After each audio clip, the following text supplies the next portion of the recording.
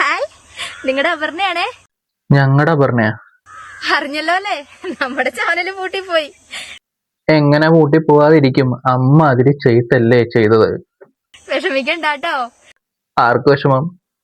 എന്നെ ഇഷ്ടപ്പെടുന്ന നിങ്ങളുടെ അടുത്ത് എനിക്ക് വരാതിരിക്കാൻ പറ്റുമോ? വരണം, ഡെയിലി വരണം. അതുകൊണ്ട് നമ്മൾ പുതിയ ഒരു ചാനൽ സ്റ്റാർട്ട് ചെയ്തിട്ടുണ്ട്. ഇനി അതിന്റെ ഒരു കുറവേ ഉള്ളൂ, അതും പൂട്ടിപ്പോവും. നമുക്കിങ്ങനെ അടിച്ചു പൊളിച്ചു പോകാന്നേ. അടിച്ചു പൊളിച്ച് എവിടേക്ക് പോവാനാണ് ചേച്ചി, പറയൂ.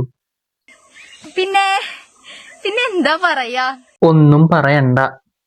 എല്ലാരും ഹാപ്പി ആയിട്ടിരിക്കണോ? ഹാപ്പി ആയിരിക്കും. വെറൈറ്റി ഐറ്റം ആയിട്ട് നമുക്ക് അടിച്ചു പൊളിക്കാം. ഓക്കെ,